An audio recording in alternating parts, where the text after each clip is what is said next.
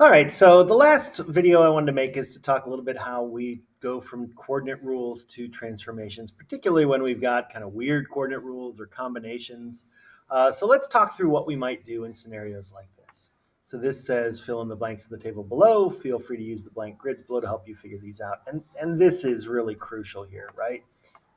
You got to just try stuff to solve these. And here's what I mean by that. Here I'm told that xy goes to negative x plus 10 comma y. So let's say I have a point and I just pick any two numbers, 1 comma 2. Where is that going to go? Well, the 1 becomes negative 1 plus 10. What's negative 1 plus 10? That's 9. And the y stays the same. So down on a graph, I'm going to graph 1 comma 2. And I'm going to then graph 9 comma 2. Okay, so these points, this is the pre-image, this is the image. What's another set of points? Let's pick, I don't know, 6, 2. What happens to that? Well, if I plug in 6 for x, negative 6 plus 10. Negative 6 plus 10 is 4, and then the 2 stays the same.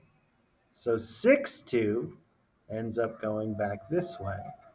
I mean, I think what many of you might notice is just now you're like, oh, I see what's going on. This is reflecting over x equals 5. And again, you just have to kind of try these out, okay? What do you do with something like this? Well, one way you can think about this is how can I combine the two sets of coordinate rules? I know that a translation coordinate rule would be this, right? Translation of 7 to the right would be x plus 7 comma y. And I know that a reflection over the x-axis, what's that? Reflection over the x-axis keeps the x the same, but changes the sign of y. So how can I combine these two things? How can I do both? And then once you think you've figured it out, with the rule, actually test some points. See if it really does translate the point 7 to the right and then reflect it over the x-axis.